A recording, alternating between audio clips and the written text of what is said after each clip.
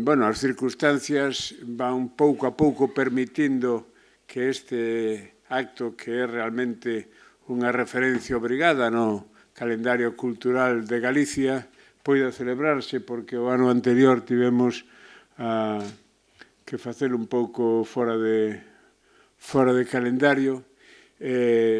Benvidos a todos, en nome da Fundación Otero Pedrallo, e eu, como presidente de honra, cedolle xa a palabra ao noso presidente Eduardo López Pereira.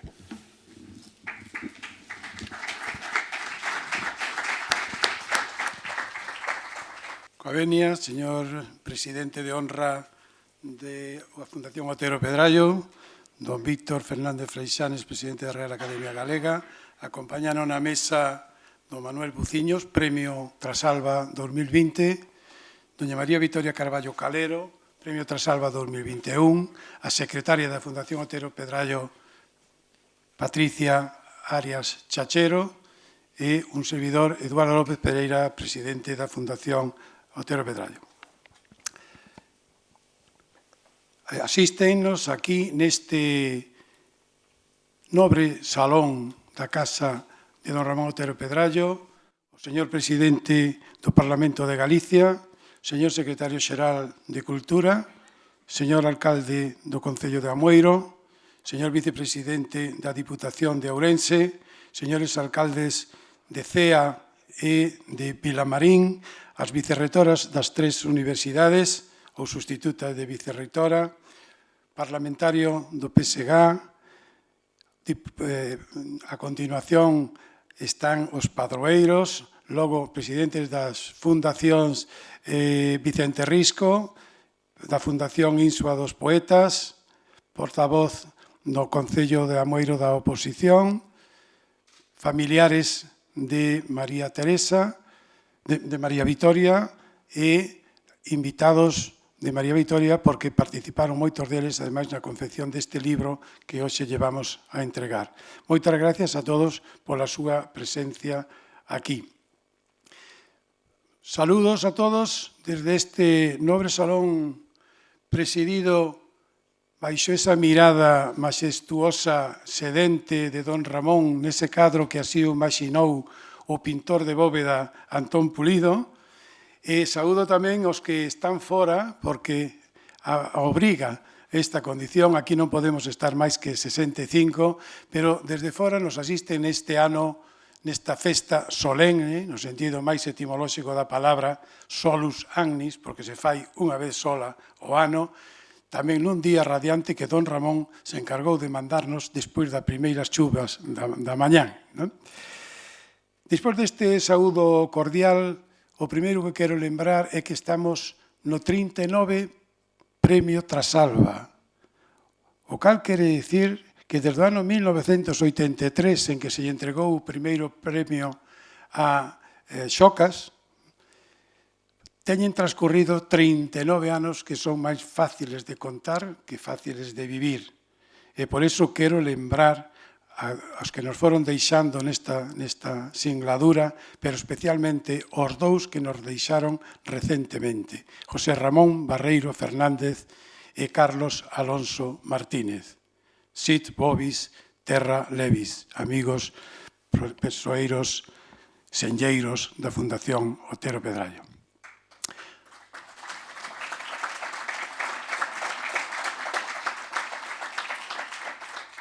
Aquí, neste salón que está debaixo do que foi despacho de don Ramón, foise xestando toda a obra que don Ramón nos deixou. Esa obra inmorrente que nós tratamos de sacar cada día o mellor dela, esa obra que se a definira o querido poeta latino Horacio, do que tanto reflicto aquí sempre o noso amigo Xesús Alonso Montero, a definiría como aquel monumentum aere perenne, non? Un monumento, fixen don Ramón, fixen un monumento máis duradeiro co bronce. Aquí artelláronse a maior parte das obras de don Ramón, porque aquí as firmou, pero sobre todo vou facer referencia a unha por significado que ten especialmente daquel tempo o tempo de hoxe, que foi a obra a Romaría de Xalmírez, que a escribiu en 1943. E imagínense porque el di que a escribiu a noite de San Silvestre de 1943, que é tanto como dicir o 31 de decembro de 1943. Pero don Ramón estaba escribindo aí encima con un candil. Don Ramón estaba escribindo aí aterido de frío porque o máis que tiña era un braseiro, porque faltaban aínda 12 anos para que chegara a luz a Trasalba. Falamos do 43, a luz non chegou hasta o 57. E don Ramón escribía esos volúmenes aquí, incluso o que hoxe vamos a presentar aquí ten firma do Día de Santiago de 1962, se non me esquezo. Pero nese momento xa podía escribir con outra pluma e con outra temperatura.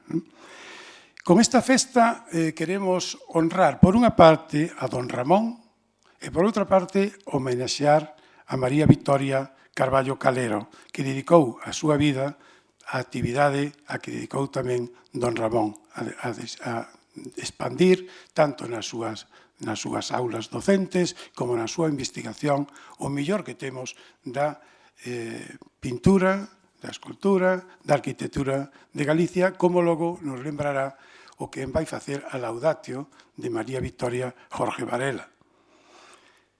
E que mellor para honrar a don Ramón que editar unha obra súa inédita ata hai pouco, que eran as lembranzas do meu vivir. Don Ramón escribiu cando xa tiña máis de 70 anos as lembranzas daquil neno que empezou no instituto en 1898 e rematou en 1904. Foi capaz de rememorar non só o que era a súa vida, os seus recordos, as súas lembranzas, senón tamén as de seu pai e as de seus avós, co cual, con esta autobiografía, coñecemos un pouco a historia que se remonta ata o século XVII. Esa obra, don Ramón deixara inédita, entregou un manuscrito ao médico compostelán Domingo García Sabel.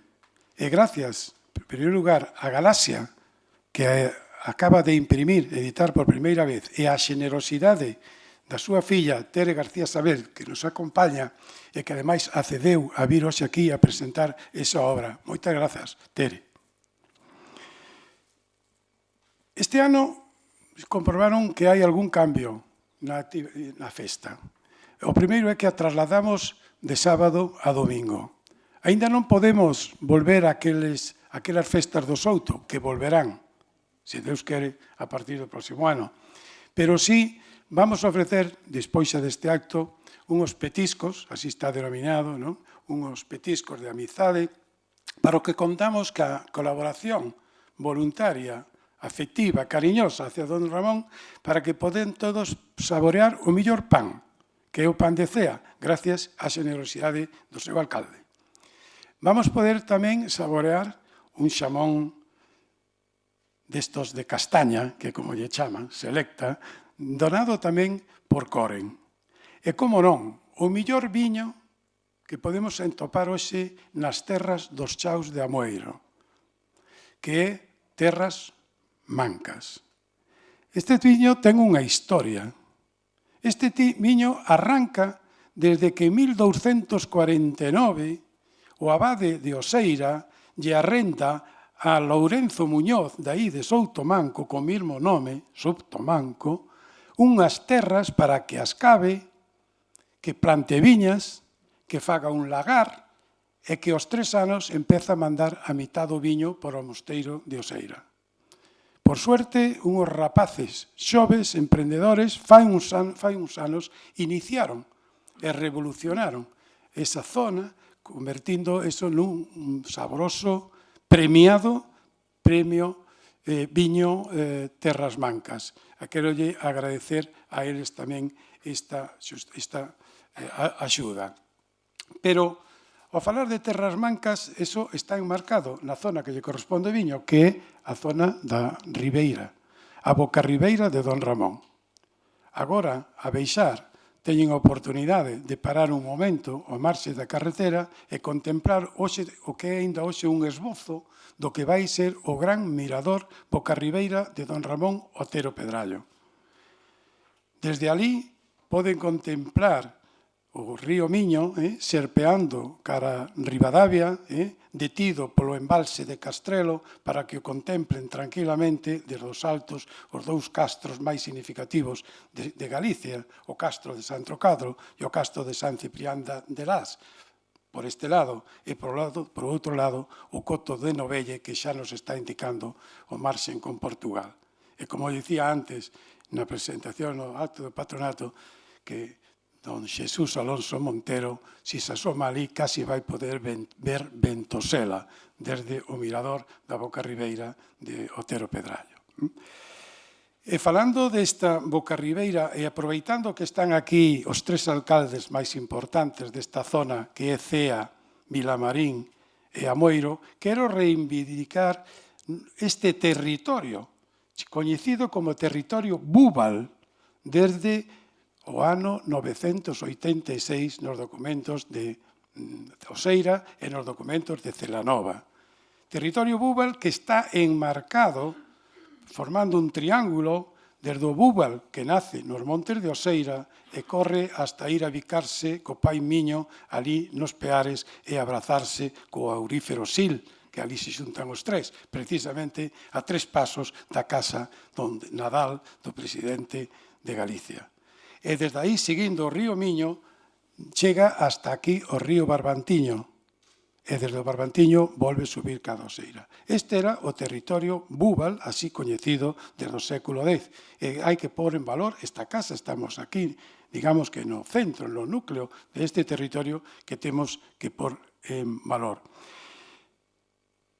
Ben, vou rematar dando as gracias primeiro a todos os asistentes aquí e que están tamén fora, pero agradecendo a aquelas entidades que, se non fose por elas, esta casa non funcionaría. Hai 4 patas fundamentais, que son a Consellería de Cultura, Educación e Universidades, ou se quere a Xunta para englobar Consellería de Cultura e Secretaría Xeral de Política Lingüística, a Diputación de Ourense e, no ámbito máis espiritual, as fundacións Galaxia e Penzol, que son as doñas do patrimonio espiritual de don Ramón.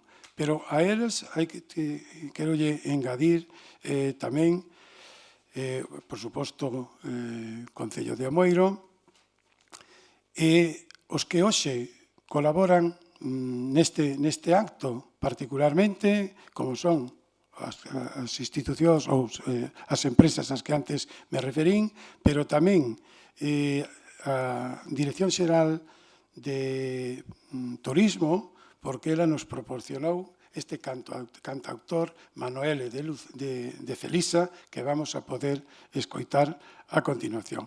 Agradecer tamén ás fundacións de Galicia, aquí representadas, Fundación Vicente Risco, Insua dos Poetas, Torrente Ballester, e tamén o Instituto de Estudios Carballineses, que hoxe nos acompañan aquí.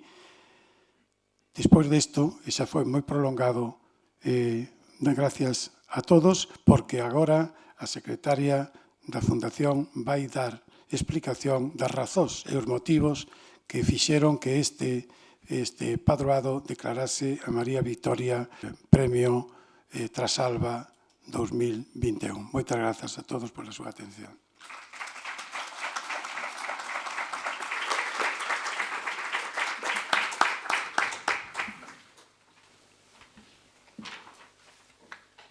Bos días a todos. Súmame o agradecemento do presidente. Para nós unha honra telos a todos vostedes aquí.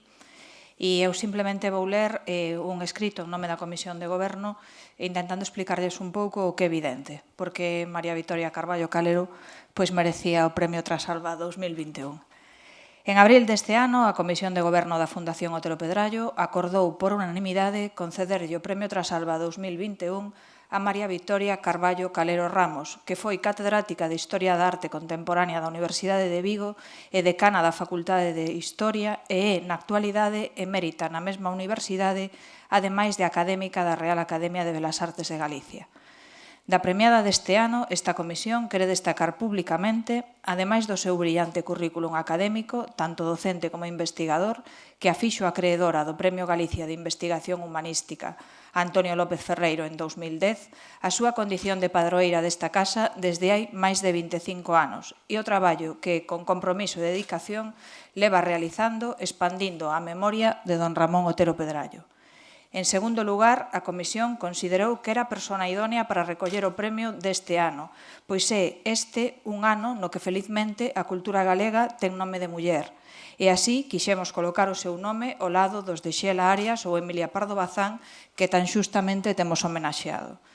En terceiro e último lugar, entendeu a Comisión de Goberno que María Victoria Carballo Calero estivo desde pequena ligada á cultura galega, unha cultura e unha forma de entender a vida que lle ven de vello, como demostran o cento de cartas que o seu pai, Ricardo Carballo Calero e Ramón Otero Pedrallo, intercambiaron durante anos, documentos nos que ela aparece citada dende moi nena con frecuencia. Ela forma parte da cultura e da forma de entender o mundo que interiorizou con naturalidade dende a súa propia casa e que hoxe transmite con orgullo e excelente que facer a todos os que a rodeamos.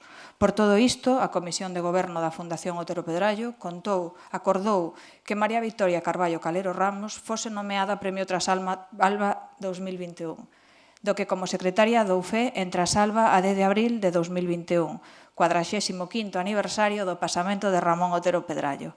Gracias.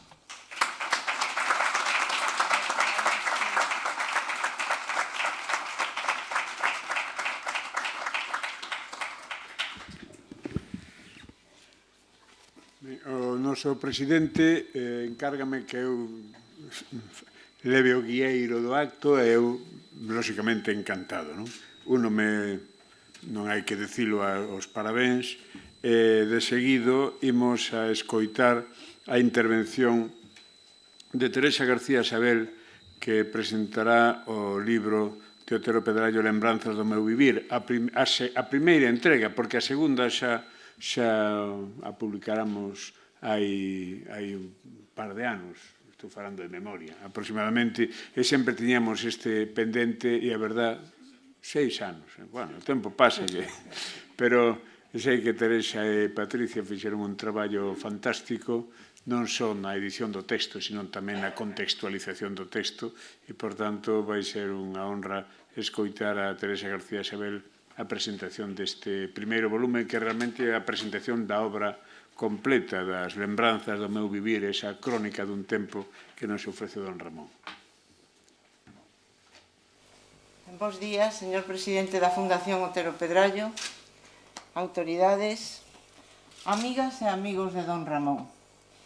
Querida Patricia, foi un verdadeiro placer compartir contigo este traballo. A idea de anotar as lembranzas do meu vivir, deixando falar a don Ramón e relacionando a súa realidade vital coa creación literaria, foi idea túa e dalle a este libro un valor engadido. Botamos moitas horas traballando, buscando, correxindo e organizando material. E agora agardamos con ilusión que este traballo sexa apreciado. Hoxe é un día de festa, a festa de don Ramón. Estamos aquí para celebrar ao patrón. Entre os actos desta celebración, é-nos moi grato enmarcar a presentación desta primeira parte das lembranzas. Penso que todos os aquí presentes compartimos a satisfacción de ver publicado este libro. Ante todo, porque don Ramón é un referente para todos nós, é un referente para todos os galegos.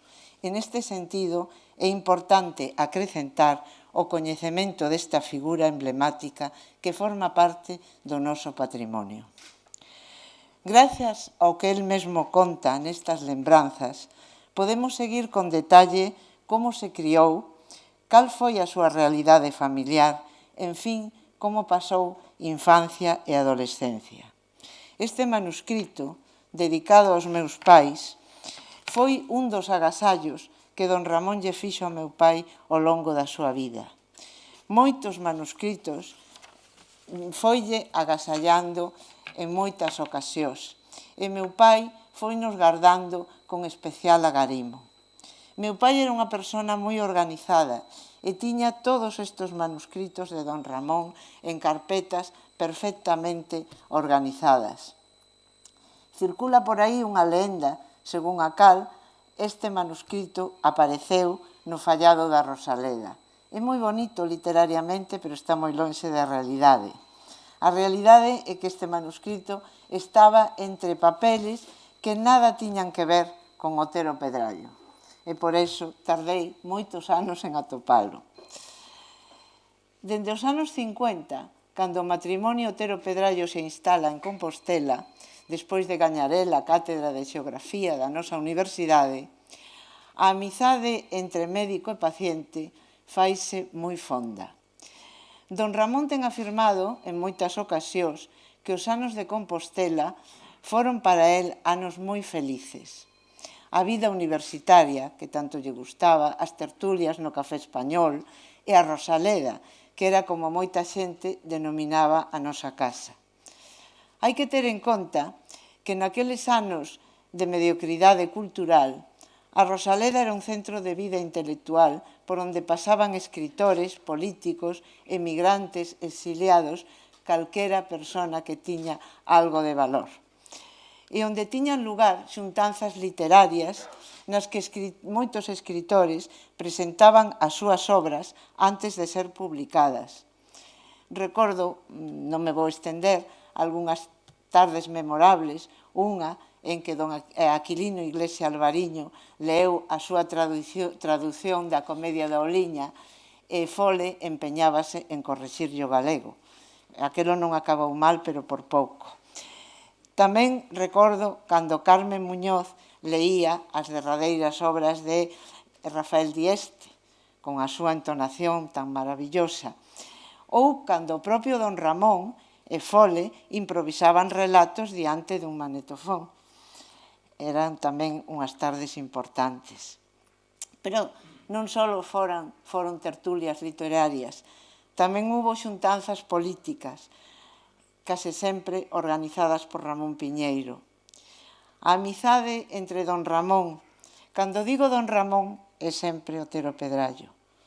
A Ramón Piñeiro non son capaz de chamarlle don Ramón. Foron moitos anos de convivencia e é como o meu segundo pai. A amizade entre don Ramón e o meu pai continuou moitos anos despois de que se foran de Compostela, de que o matrimonio, pola xubilación de don Ramón, marchara de Compostela. Unha amizade que durou hasta o mesmo momento do pasamento do patrón. Na Fundación Penzol consérvanse moitas cartas nas que Otero Pedrallo e meu pai falan da súa amistade e de moitas cousas referentes a Galicia. Pero nestas cartas o que a min me chamou máis a atención foi o trato entre os dous. Meu pai sempre, a máis das veces, chama a Otero Pedrallo o patrón. E Otero Pedrallo ten moitos apelativos para meu pai, pero o máis frecuente é que o trate de xoven mestre, dada a diferencia de idade, evidentemente. Ben, vou a falar agora das lembranzas rapidiño, porque o importante é ler o libro.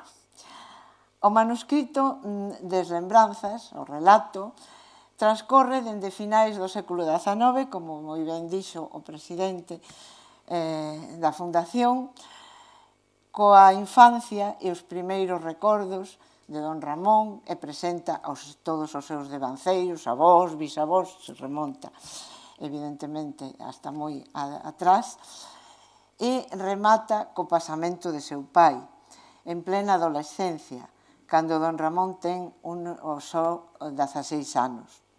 O manuscrito está dividido en dúas partes, o meu século XIX é a primeira e os tempos do instituto a segunda.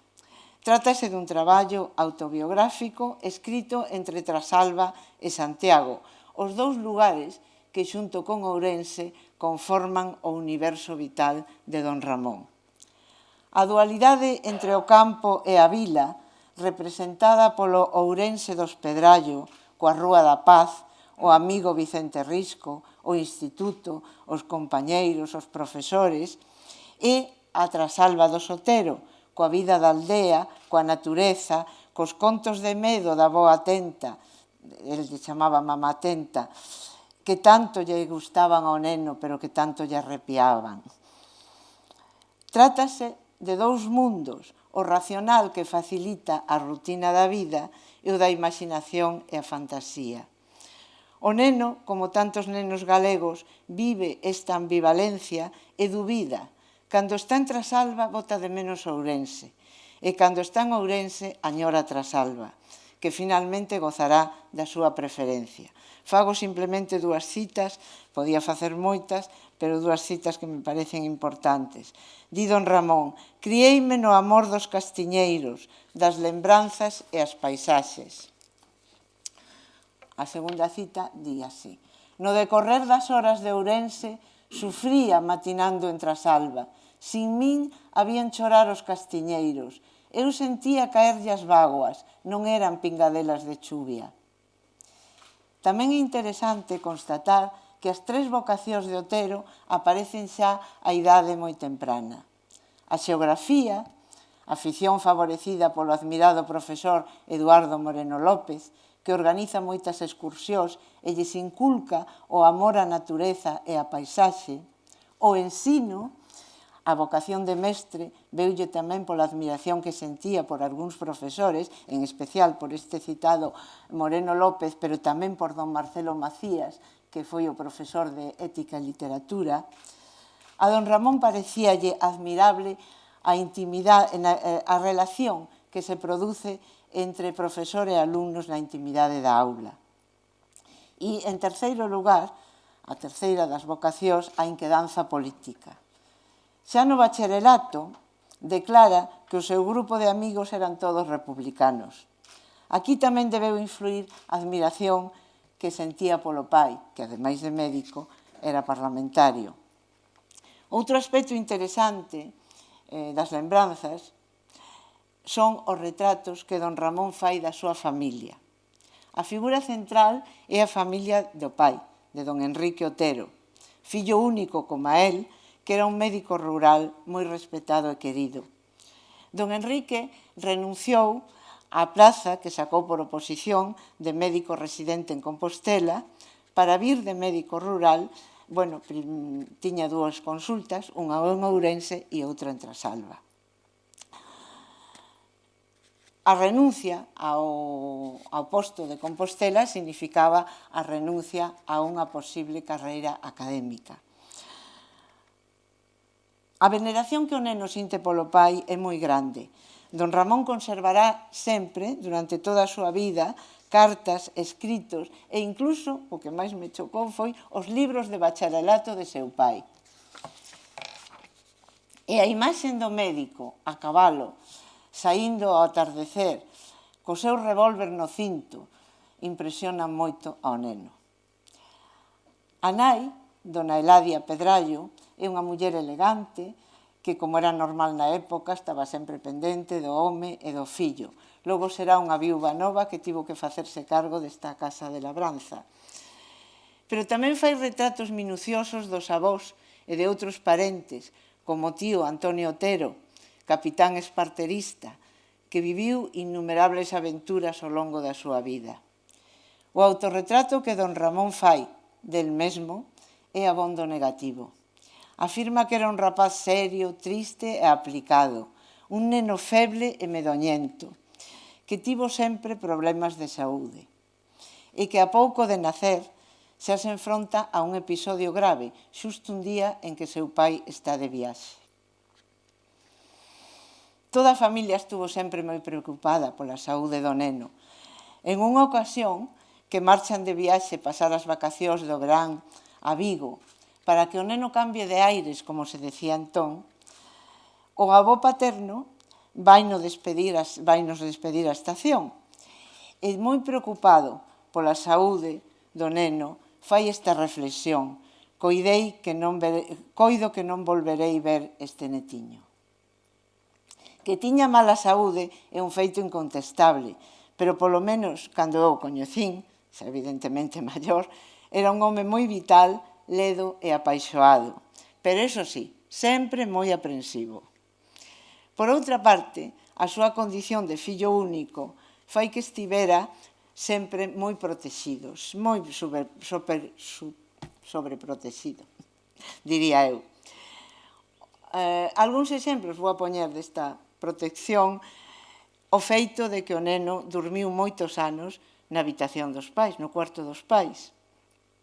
Ou que cando o profesor de xeografía, Moreno López, os leva de excursión a Monforte, estas excursións ao neno, a Otero Pedrallo o neno gustabanlle moito, disfrutaba moito, pois en esta ocasión non lle deixan ir. E non lle deixan ir porque fai mal tempo, porque fai frío, e ademais porque hai que dormir fora da casa. Ou, aínda, cando morre en accidente un compañeiro e van ao enterro todos os rapaces e os profesores, como era natural, a él tampouco lle deixan ir, porque o pai ten medo de que se emocione. Narrando este suceso, Otero queixase da injusticia desa morte inesperada e da enorme dor que lle causa, constatando que ese feito lles fai madurar de repente. E remata o relato con esta simple frase: éramos homes. A morte está sempre moi presente na vida deste rapaz. A avoa paterna, Mama Tenta, o avó materno, Ramón Pedrallo, morren sendo el un neno. A rapaza de Donostia, Margarida, que é un dos primeiros amoríos de adolescente, morre tamén moi xoven en accidente ferroviario. E sobre de todo, evidentemente, a morte do pai. Todas estas mortes van marcar o carácter do rapaz. A pesar da súa xuventude, el ve con claridade cando o seu pai está moi enfermo, aquí en Trasalba. Xustamente na festa de San Enrique, aquí, en Trasalba, don Ramón escribe: eu sollo, sen amigos do meu tempo, entre homes vellos, disimuladores de mil artes do medo a morte. Eu sufría, sollo me atopaba ben mirando a cabeza ergueita un pouco lonxana de meu pai, sabendo como na gallola do seu peito traballaba o peteiro do paxaro da doenza. Sabía que moi pouco tempo lle quedaba a meu pai neste mundo. O día do pasamento do seu pai, o neno non está na casa. Bueno, xa era un rapaz, xa era o fin do bacharelato, porque tiña xustamente o último exame de bacharelato. Este capítulo final é especialmente emotivo e está narrado cunha elegancia moi salientable, sen caer nunca na sensiblería. Don Ramón sempre pensou que morrería novo. Era unha obsesión que tiña, como seu pai e como seu avó. Felizmente non acertou, pero ese temor sempre estivo moi presente na súa vida. Despois de ler estas lembranzas, o lector poderá poñer o acento en moitos aspectos diferentes da obra, xa que abondan nela as suxerencias. Pero eu penso que hai dúas cousas que todos imos apreciar. En primeiro lugar, como xa sinalei, que a través da infancia e adolescencia podemos entender mellor a persoa adulta que foi Otero Pedrallo. As súas obsesións, as súas teimas, todo o que se lle pasaba pola cabeza. En segundo lugar, a relación da experiencia vital coa obra literaria. Como Otero vai collendo personaxes, situacións e feitos da súa biografía para tecer unha obra literaria inmensa e única. E xa para rematar, quero ler un parágrafo dos diarios de meu pai, datado en 1971. Pola mañá apareceu na clínica don Ramón Otero Pedrallo. Visita fuxidía na percura dun remedio para a tos. Don Ramón, cos seus 82 anos, está abundante, cor rosada, testa alertada, boa verba. As pálpebras, un tanto caídas e recortadas, dan ao fitar o relembro dos ollos de dona Eladia, a nai. O noso Petrucio anda agora a escribir sobre o do século XIX en Galicia. optimismo, ledicia vital, fantasía. E alá se vai o noso don Ramonciño, baixando as escadas con moito tino, devagariño, por mor da perna trenca e a espiña rendida. Saúda aos que ruben. Todos ollan para el con respeto e simpatía. Cando nos decatemos, haberá outro libro del na rúa e el seguirá na súa trasalba, en Compostela, na Coruña, en Vigo, falando con uns e con outros, sen darlle importancia ás súas obras, hoxe refugadas pola mocidade que escoita parva e túzara aos doutrinarios das tascas. Pero a non pasar moito tempo e a laboura escrita por don Ramón acadará toda a trascendencia que ela ten. Entón os novos espertarán. Moitas gracias.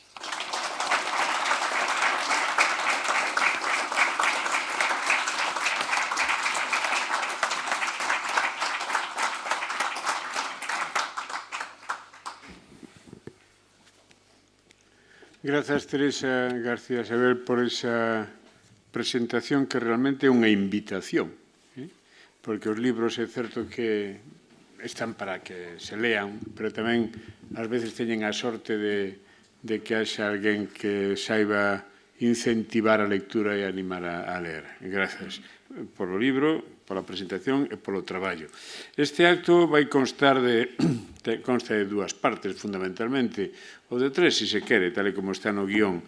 A primeira parte xa se está a desenvolver e a segunda parte vai ser xa cando presentemos a figura a quen este ano dedicamos o Premio Trasalba, pero temos a sorte de poder contar con unha pausa musical que agradecemos neste caso da man de Manuel de Felisa.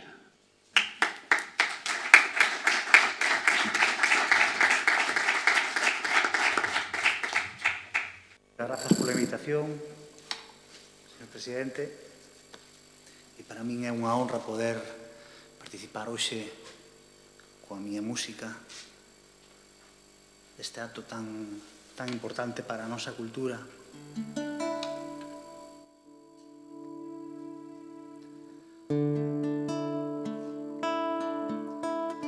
Trasalba, verde luz, nas pupilas de pedra, nas pupilas de pedra. Trasalba é un vento nos agros e nas vidas, nos agros e nas vidas. Trasalba, tristeira e lucidía, flor da alba, flor da alba. De Abroceiros foi a loira, sol da mañana xeada, se camiñou desnortada, brugulla por ela a chuvia, na casa soia deixada, a escolleita da luzada, na casa soia deixada, a escolleita da luzada. Trasalba, verde luz, nas pupilas de pedra, nas pupilas de pedra. San Mamede, fidalgo da lonxanía, de neve coallada, sede cecais seixo, cecais nube, arelanza azul que rube, miña frol da maña fría, arelanza azul que rube, miña frol da maña fría.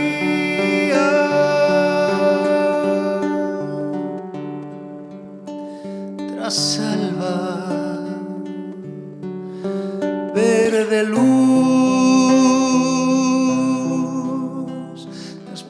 pupilas de pedra, nas pupilas de pedra.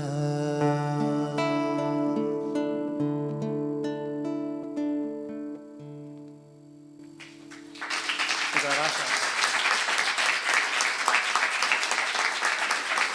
Muchísimas gracias.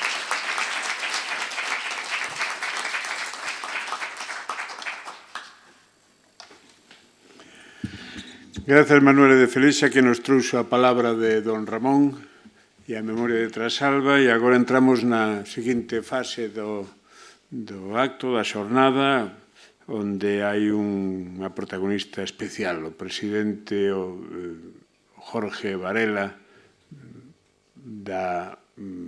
vai facer a laudatio de María Victoria Carballo Calero Ramos. Hola a todas e a todos. Gracias por nombrarme presidente. Bueno, foi un lado. Voume quitar a... Méritos non faltan. Vou comenzar esta laudatio. Difícil non resumir toda unha vida dedicada á cultura en 5 folios, polo que concentreime sobre todo en un apartado historiográfico, deixando de lado outros moitos méritos da homenaxeada. Bueno, comezo. En 1904 creouse a primeira cátedra en España de Historia de Arte, ocupada por Elías Tormo na Universidade Central de Madrid. Uns anos despois, introducirase o uso do proxector de diapositivas sobre vidro da man de Francisco Murillo Herrera, catedrático de Teoría da Literatura e das Artes na Universidade de Sevilla. Pasaron máis de 100 anos. Neste longo período asistimos a unha enorme transformación da historia da arte, que ligada nos seus comenzos á arqueoloxía, foise convertendo co paso do tempo nunha disciplina autónoma. Unha autonomía que recorrentemente vai ser posta en cuestión, a máis recente, no ano 2004, cando a titulación estivo a piques de desaparecer dos plans de estudo do novo Espazo Europeo de Educación Superior ao considerala unha disciplina subsidiaria de historia, ou, anteriormente, a principios da década dos 80, cando destacados historiadores da arte se opoñían aos procesos de especialización que se ian producir co desenvolvemento da Lei de Reforma Universitaria no ano de 1983, polo que suporía de perda na formación humanística que reivindicaban.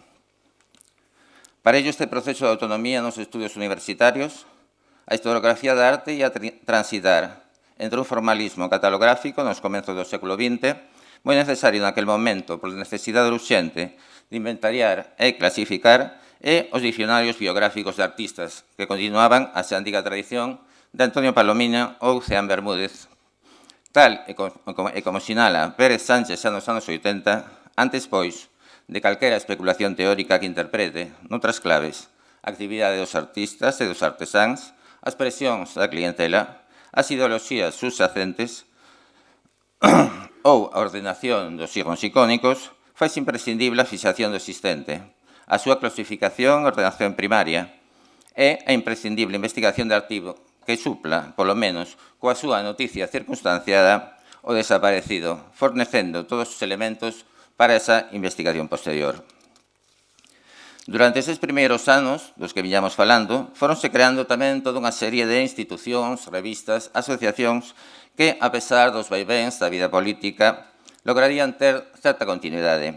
A historia de arte comenzaba así a súa longa marcha. Desde estes inicios, e a grandes liñas, tal vez demasiado grandes, este formalismo ia ser a corrente dominante, salvo contadas excepcións, tanto na investigación como no ensino. Lembremos que Moreno Villa traduciu a obra de Wolfling, Conceptos Fundamentais da Historia da Arte, en 1915, da que se publicaron numerosísimas reedicións. Despois do corte que supuso a guerra, irán surtindo novas xeracións que abordarán outras perspectivas e metodoloxías no estudo da historia da arte. Só por citar algúns, La Fuente Ferrari, Diego Angulo, Joaquín Yarza, Gaya Nuño, Antonio Bonet Correa, Julián Gallego, Valeriano Bozal, Simón Manchán, Juan Antonio Ramírez. A este elenco, que como percibirían é absolutamente masculino, Valeriano Bozal, nunha das súas publicacións máis recentes, engade toda unha serie de historiadores que van a facer a súa aparición, sobre todo, a partir dos anos 70 en diante, e que terán un lugar destacado na historiografía da arte. Entre outras, Ima Julián, Mireia Freixa, María del Mar Lozano Bartolocci, Victoria Convalía, Jesús Abega, Ana María Guas, Estrella de Diego, Aurora Fernández Polanco, Lola Jiménez, Concharo Crego, Toña Requejo, Marisa Sobrino e, como non, María Victoria Carballo Calero. María Victoria Carballo Calero comeza a súa carreira investigadora realizando unha tese monográfica sobre unha pintora galega, Julia Minguillón. A finais dos anos 60, cando emprende a súa investigación, e mesmo a comenzos dos 70, cando lea a súa tese de doutoramento, non era habitual na historia da arte contemporánea española, e non o sería da década posterior, coa entrada de estudos de xénero, abordar o traballo dunha artista, dunha muller. Creo que non está de máis apuntar que o coñecido artigo de Linda Notchling, porque non hai grandes artistas mulleres, publicado en 1971 na revista Art News, non tivo traducción en España ata o ano 2008, con motivo da exposición Amazonas da Arte Nova, celebrada na Fundación Mafre. María Victoria tivera a posibilidade de coñecer de preto a obra de Julia Minguillón mentre realizaba o catálogo de pintura do Museo Provincial de Lugo, coa carreira recentemente rematada, como tamén a obra de Maruja Mayo, presente nesta colección. E aínda que se inclinaba a realizar a súa tese sobre a segunda, distintas circunstancias académicas levaron-na a optar por a primeira. O que si vai estar claro, desde un principio, é que sería unha muller e sería galega. Tras estas primeiras incursións, comenzará a ocuparse do que será o centro das súas investigacións ao longo dos anos, os entrecruzamentos entre arte e literatura, a partir, sobre todo, da ilustración nas revistas galegas de vanguarda anteriores á Guerra Civil Española.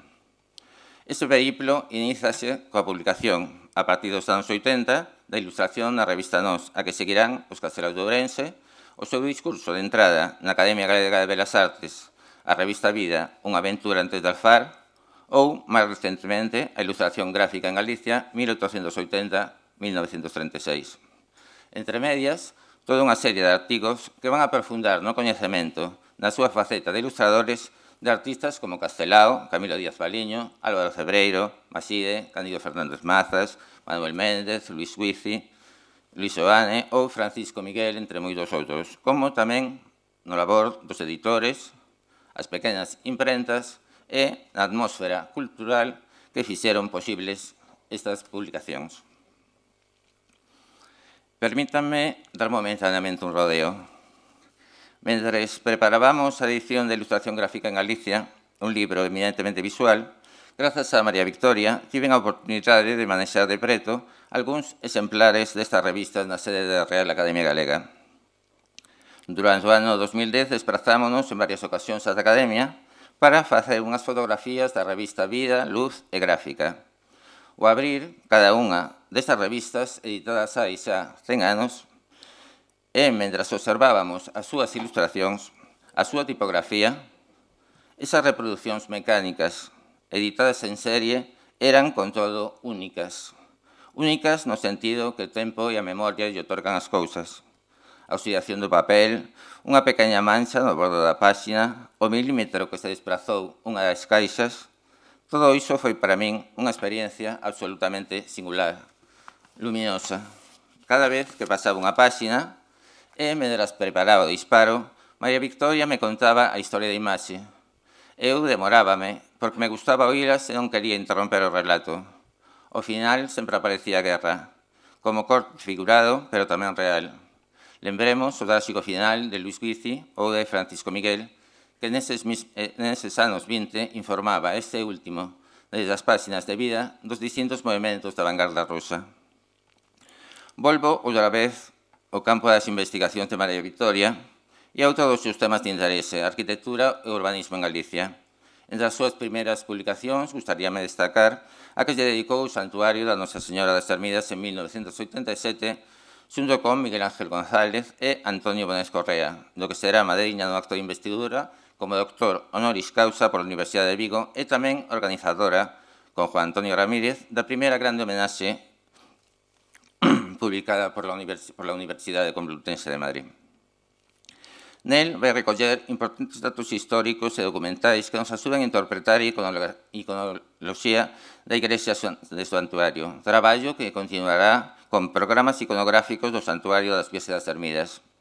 Tras este, centrarase na arquitectura da contemporaneidade, con estudos como Momentos estelares na transformación dunha cidade, Ourense 1880-1936, de Vázquez Gulliás a Conde Fidalgo, xunto con Xavier Suárez e Marcos Alcácer, cara a unha cidade moderna, Urbanismo e Arquitectura, Ourense 1880-1936, a cidade de Ourense, o desenvolvemento urbano, 1880-1940, Deseño da nova cidade e espacio construído, e Arquitectura e transformacións urbanas.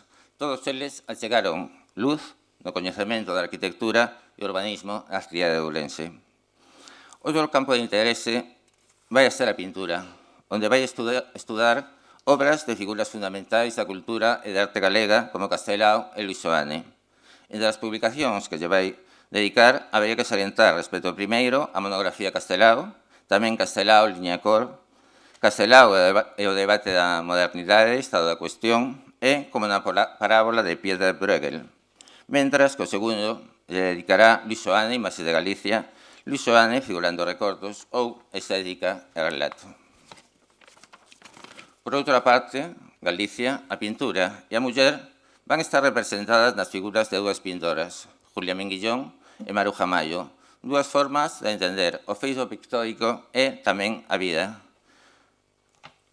A primeira, como se dixemos, dedicoulle a súa tese de doutoramento e vai seguir profundando na súa obra con a pintura del paisaxe de Julia Minguillón, período de 1934-1964, 30 anos de pinturas, Julia Minguillón, 25 anos despois, e na confrontación que expón na lección inaugural do curso académico 2001-2002 da Universidade de Vigo.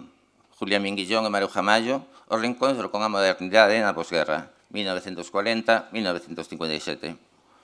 Sobre Maruja Mayo, ademais deste último traballo, publicará estudos como Sempre Mar, o ideal clásico no arte novo, Maruja Mayo, Idade de Prata, Xeración do 27, Maruja Mayo, Das follas que faltan, Maruja Mayo, reelaborar a modernidade na posguerra, o exilio, ou o traballo editado últimamente pola Diputación de Lugo, Maruja Mayo. Ademais destes eixes que vertebran as súas investigacións sobre a cultura galega, son moitos os seus méritos nos que non me vou deter agora por falta de espazo e tempo. E tan só quixera sinalar, para rematar, o seu papel como organizadora de ciclos de conferencias que achegaron a Ourense aos máis destacados historiadores de arte en España, non só a universidade, senón tamén ao público non especializado, levando a cabo unha labor divulgativa de arte galega ao conxunto da sociedade. Xosé Pedrallo, referíndose ao belísimo mapa de Fontán, relata como este logra por primeira vez un esquema do rostro de Galicia que ata entón era escuro e brumoso, así tamén o traballo de investigadoras e investigadoras como María Victoria Carballo Calero van proporcionar novas luces sobre o pasado da arte e da cultura galega. Esa verde luz nas pupilas de pedra que ilumina hoxe esta casa de Trasalba. Moitas gracias por todo, María Victoria, e moitas gracias a todos.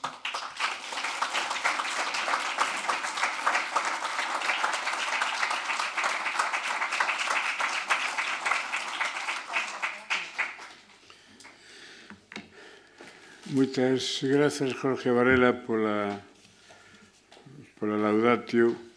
Este acto sempre ten un agasallo especial, un agasallo que nos facemos a todos nós e que lle facemos tamén especialmente á persoa que lle dedicamos o Premio Trasalba, que é a presentación dun libro que ademais está asinado por todos os compañeiros da Fundación. Non sei se está asinado tamén por María Victoria, pero se non está asinado por María Victoria, debería poñelo debaixo tamén. María Victoria asinaba todos os anteriores. Que é o libro María Victoria Carballo Calero, Verde Luz nas pupilas de pedra, que coordinou, ademais, a nosa compañera Susana Reboreda. Susana.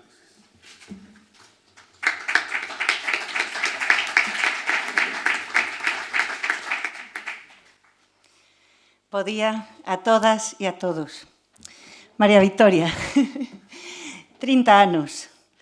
30 anos levamos compartindo un lugar especial para nós, como é a Facultade de Historia do Campus de Ourense da Universidade de Vigo. 30 anos que tamén compartín con Yolanda Barrio Canal, aquí presente, e Jesús de Juana. Grazas tamén por estar aquí. Claro, en 30 anos pasan moitísimas experiencias. Vivimos un montón de experiencias, especialmente porque as dúas somos persoas entregadas á institución e así o demostramos tamén ocupando cargos de xestión. María Victoria ocupou todas as direccións posibles dentro do que é a facultade, o departamento, directora de departamento e decanato. Por esta circunstancia, por esta proximidade e esta visión próxima dela, non dubidei, dende logo, cando a Comisión de Goberno puxo enriba da mesa o seu nome como candidata para este premio. E tampouco dubidei no momento en que me comentaron que coordinara a publicación deste libro. Non había moito problema, había un moi grande, que era o tempo, porque tiñamos só 2 meses para que o libro estivera hoxe aquí. Entón había que empezar a traballar rápido.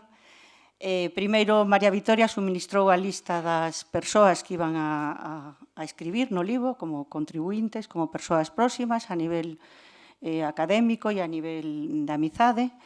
Eu púxeme en contacto con eles e con elas, primeiro telefónicamente, despois da súa confirmación e da súa afirmación de que querían colaborar, mandándolle correos bastante aseverativos, con prazos moi duros e, teño que agradecer, pido disculpas por a miña, había que marcar esos tempos e había que ser así, pero quero agradecer dende aquí a disponibilidade de todo o mundo, porque realmente todas as persoas entregaron en prazo esas contribucións. A segunda parte do libro foi a máis divertida, non? Porque era a selección das fotos, non? Aí formamos un trío, Jorge, que acaba de facer unha magnífica laudatio, María Victoria e eu. Pasamos de eu non teño ningunha foto, a vernos inmersos nunha montaña de fotos que había que seleccionar. E logo había tamén recortes de periódico, fotocopias, que nos encantaban e que había que buscar os orixinais. Tamén quero agradecer dende aquí, escribimos a institucións, escribimos a prensa, fotógrafos, e todo o mundo colaborou, non? Había tantas fotos, de feito, que fixemos 4 apartados, decidimos que era mellor organizarlas por 4 apartados, non? Vida e familia, viaxes, amizade e actos académicos institucionais.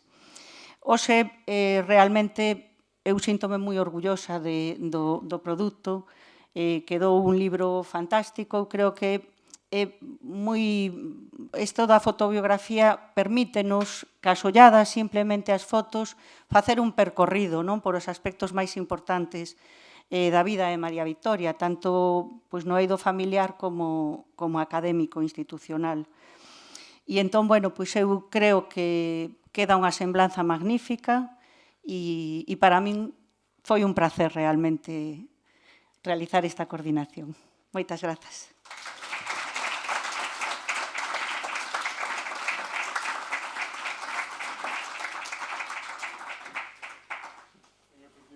Esta é unha colección, a colección de fotobiografías de Trasalba, que realmente é unha crónica preciosa do que este premio nos últimos anos, non? E, parabéns para a Susana e os editores do libro. Agora, antes de pasar á entrega dos premios e de escoitar, lóxicamente, a María Victoria, outra vez escoitamos a Manuela de Felixa, que creo que nos vai traer a palabra de don Ricardo, non? Enviareiche esta canción cando te esqueza. Sabrás entón que te amei cando xa non te amei. Mentras arda no lume teu terei no culto. Nunca saberás se te amei, se non te esquezo nunca. E nunca saberás se te amei, se non te esquezo nunca. Se non te esquezo nunca.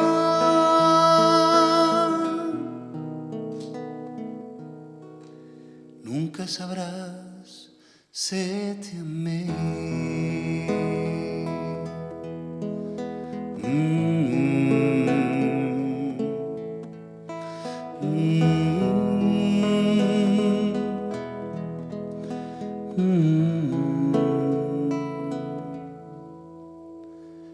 Canción que a confesar, amor que xa non arde. Agardarei para che ofrecer atra terte esquecido. Ese morro sen che enviar, morrín queréndote. Nunca saberás se te amei, se non te esquezo nunca. E nunca saberás se te amei, se non te esquezo nunca. Se non te esquezo nunca.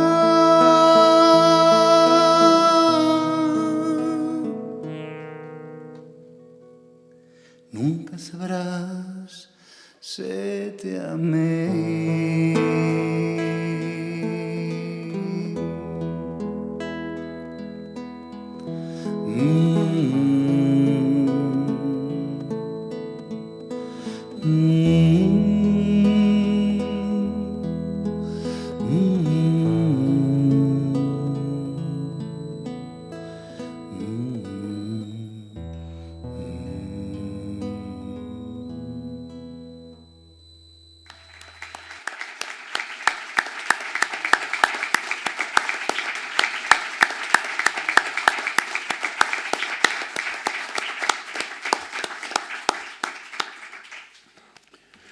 O presidente da Fundación Otero Pedrallo, Eduardo López Pereira, fai entrega agora do libro Agasallo a María Victoria Verdeluz nas pupilas de Pedra.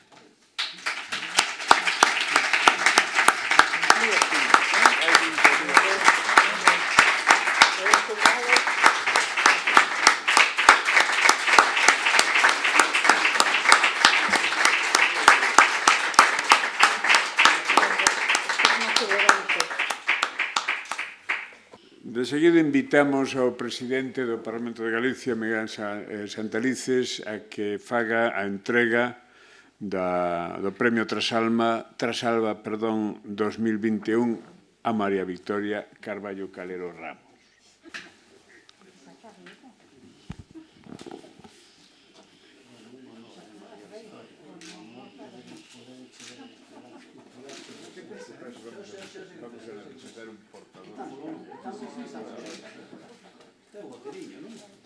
Cuidado que pesa,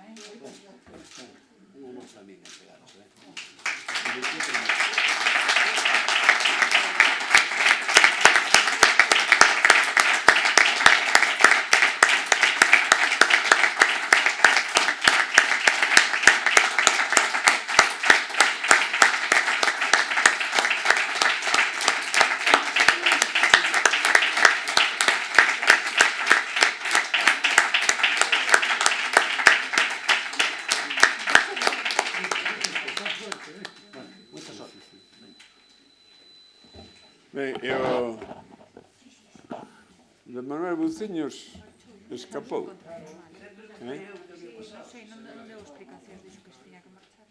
Bueno, pois non está connosco, que se ausentou, pero acompañounos todo o tempo. E outra tradición tamén da casa é que sempre fagamos unha entrega dunha colección de fotografías e lembranza do que foi a entrega a Manuel Buciños, que foi unha entrega que houve que organizar no calendario de outra maneira, pero, bueno, o o libro está aquí, é unha lembranza fermosa que o ano que ven levará a María Vitoria e que faremos chegar a Manuel. Bueno, e agora de seguido ten a palabra, entendo que María Vitoria Carballo Calero. Ben, bons días a todos, autoridades, patronato, presidentes e, sobre todo, amigos. É un texto moi breve que tituei Vivir para contarlo, un pouco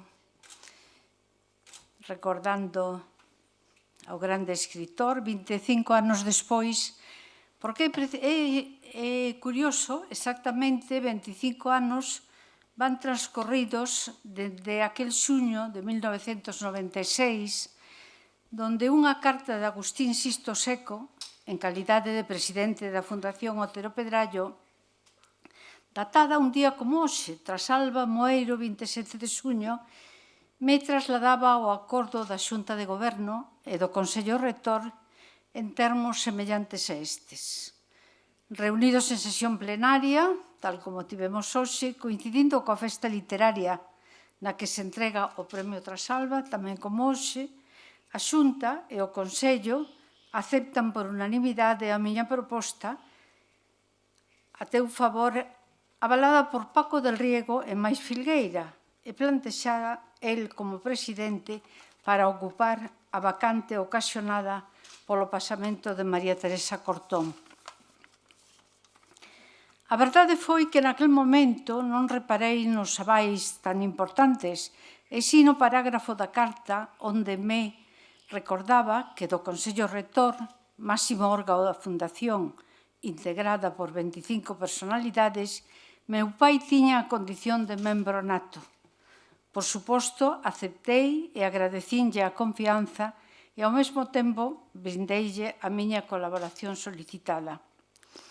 Así, pois, non deixa de ser unha coincidencia que 25 anos exactamente despois da data de incorporación ao padroado da Fundación reciba o Premio Trasalba 2021.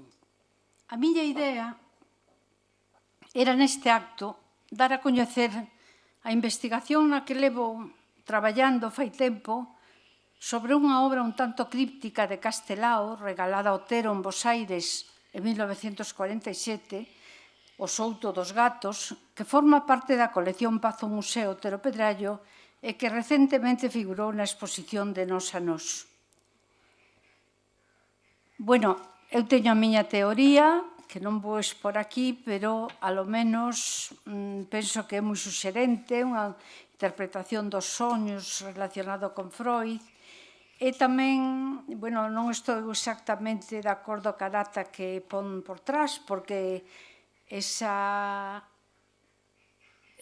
cadro, a ilustración dese cadro, apareceu recentemente nun poemario de Tobío Mallo, Espiñas, publicado na editorial Celta de Bos Aires en 1941. Entón, hai que retrasar un pouco a data.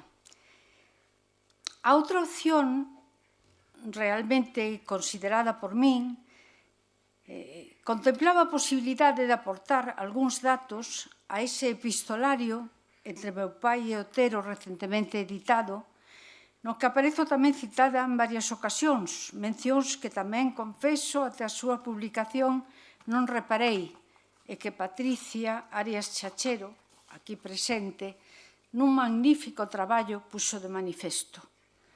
Mais os encargados do protocolo, Susana Reboreda e Jorge Varela, indicáronme taxativamente que só fixera un pequeno discurso de agradecemento.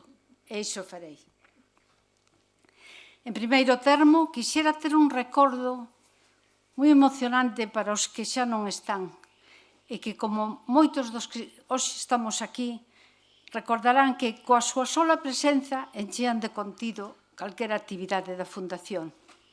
Estou a referirme a Del Riego, a Isaac Díaz Pardo, a Sisto Seco e moitos outros. Non será doado sustituílos. Logo é o turno de agradecemento para o recén elexido presidente Eduardo López Pereira, pois a proposta formal da concesión do meu premio sae del, como consta na acta correspondente. inda que ben sei que o anterior presidente, Juan Luis Saco, tamén estaba pola labor. E aproveito aquí tamén para felicitalo pola recente concesión da Medalla Castelao. Xunto co presidente, ao que desexo todo tipo de éxitos na singladura que hoxe comeza, cheo de entusiasmo, como todos podemos apreciar, agradezco a toda a Xunta de Goberno que respaldou a súa proposta. Pero teño tamén un agradecemento moi especial para todos aqueles que fixeron chegar unha colaboración escrita e que Susana e Jorge iban metendo nunha carpeta que decía contribucións e que inda que non pareza, non puiden ver nin ler, pois nin yo pedín, nin me deixarían ata o momento oportuno.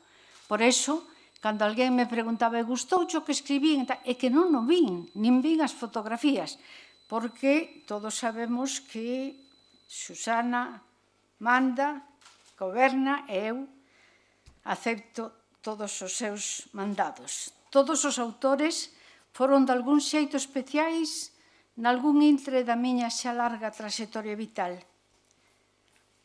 Pero permítaseme facer mención especial desas dúas persoas que xa citei e que son os auténticos artífices non só da publicación que hoxe se entrega, eu penso que tamén do acto.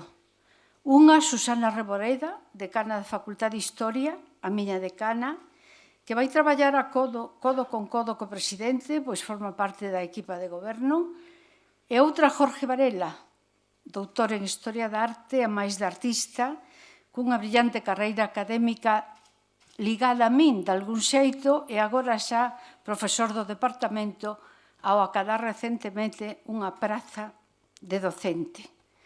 A capacidade de traballo dos dous e o entusiasmo con que acolleron o proxecto, refírome neste caso a publicación que hoxe se entrega, é absolutamente excepcional. A verdade é que non teño palabras para lles agradecer o esforzo de facer un libro de tanta complexidade nun mes, cando normalmente o prazo destinado era dun ano. Non me extraña que algún deles dixera é que se nos deixan un ano facemos un diccionario. Ben, desexo que o clamor que se desprenda deste acto e mesmo os aplausos cos que sei acompañaredes ascendan e cheguen desde estas fermosísimas terras de Trasalba e Chaos de Amoeiro até onde este o grande Otero, o patriarca das letras galegas, como sempre o vino chamar dende nena na miña casa. Nada máis.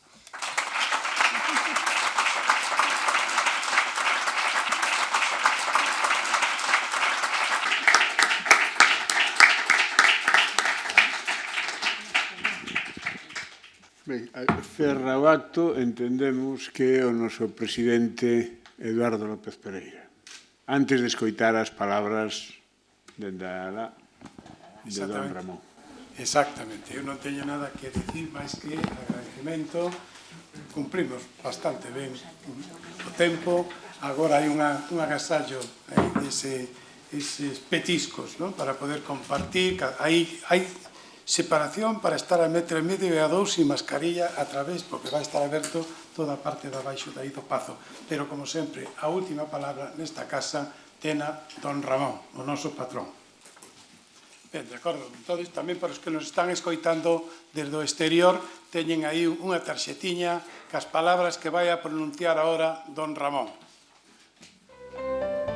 A terra máis fermosa, a terra máis nobre, a terra máis fidalga de Galicia, que nunca pagou foro, nin o rei, nin os monxes, nin o obispo, nin o capítulo, só pagou sempre foro a Dios. A terra verdadeiramente terrible, a terra máis grande de Galicia, pois está formada cos osos e coa carne e coa médula daqueles paisanos estebados e cangados que foron os que criaron a beleza de Galicia, fixeron dun Penedo Hermo, fixeron este xardín maravilloso do occidente, que pode ser, se queremos todos, co tempo, pode ser o berce e o centro, o corazón da civilización céltica.